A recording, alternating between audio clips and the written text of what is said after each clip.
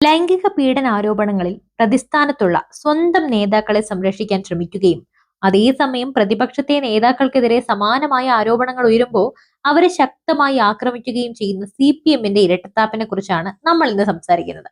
കഴിഞ്ഞ കുറച്ച് നാളുകളായി ചർച്ചയാവുന്ന DYFI നേതാവ് NV വൈശാഖനെ തിരിച്ചെടുക്കാനുള്ള പാർട്ടി തീരുമാനവും കോൺഗ്രസ് നേതാവ് രാഹുൽ മാങ്കൂട്ടത്തിനെതിരെ CPM സ്വീകരിച്ച നിലപാടും നമുക്കതൊന്ന് താരതമ്യം ചെയ്യാം.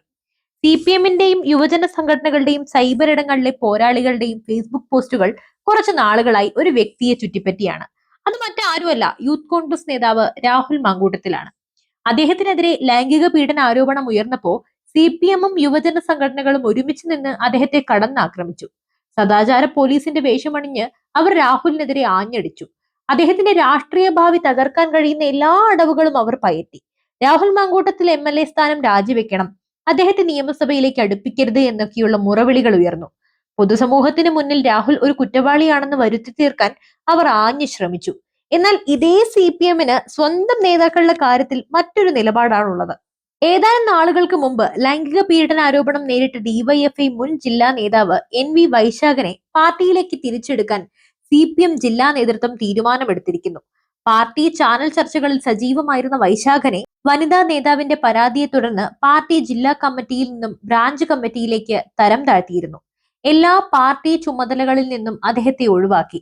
ഗുരുതരമായ ആരോപണങ്ങളാണ് വൈശാഖനെതിരെ ഉയർന്നത് എന്നാണ് വാർത്തകൾ.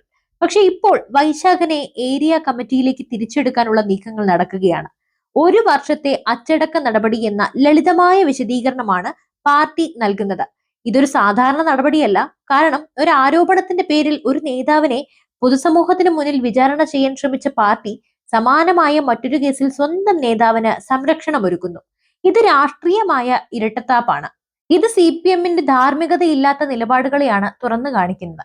രാഹുൽ മാങ്കൂട്ടത്തിൽ ആരോപണ വിധേയനായപ്പോൾ ഒരു വ്യക്തിയുടെ സ്വകാര്യ ജീവിതം പോലും പൊതു ചർച്ചയാക്കി അദ്ദേഹത്തെ ഇകഴ്ത്തി കാണിക്കാൻ ശ്രമിച്ച CPM സ്വന്തം നേതാവിന്റെ കാര്യത്തിൽ ഒരു വർഷത്തെ അച്ചടക്ക നടപടി എന്ന ചെറിയ വിശദീകരണം നൽകി രക്ഷപ്പെടാനായി ശ്രമിക്കുന്നു. ഇത് അങ്ങേയറ്റം പരിഹാസ്യമാണ്. ഒരു കുറ്റകൃത്യത്തിന് രണ്ട് നീതി എന്ന നിലപാടാണ് CPM സ്വീകരിക്കുന്നത്. ഇത് പ്രതിപക്ഷ പാർട്ടികളെ ലക്ഷ്യം വെച്ച് മാത്രം പ്രവർത്തിക്കുന്ന രാഷ്ട്രീയ ഗൂഢാലോചനയാണ്. അപ്പോ ഈ ഇരട്ടത്താപ്പ് CPM-ന്റെ രാഷ്ട്രീയ പാപ്പരത്വത്തെയാണ് സൂചിപ്പിക്കുന്നത്. അവർക്ക് സൗകര്യമുള്ളപ്പോൾ ധാർമ്മികതയെക്കുറിച്ചും സദാചാരത്തെക്കുറിച്ചും വാചാലരാവുകയും തങ്ങൾക്ക് പ്രതികൂലമായ സാഹചര്യം വരുമ്പോൾ സൗകര്യപൂർവ്വം ആദർശങ്ങളൊക്കെ മാർക്കുകയും ചെയ്യുന്നു. ഈ ഇരട്ടത്താപ്പിനെ പൊതുജനം തിരിച്ചറിയും. രാഷ്ട്രീയ ലാഭത്തിന് വേണ്ടി ഏത് നിലയ്ക്കും തരം താഴാൻ മടിക്കാത്ത ഒരു പാർട്ടിയായി CPM മാറിക്കൊണ്ടിരിക്കുന്നു. അപ്പോൾ ഈ വിഷയത്തിൽ നിങ്ങളുടെ അഭിപ്രായങ്ങൾ തീർച്ചയായും കമന്റായി രേഖപ്പെടുത്താം. മറ്റൊരു വിഷയവുമായി വീണ്ടും എത്തും വരെ നന്ദി.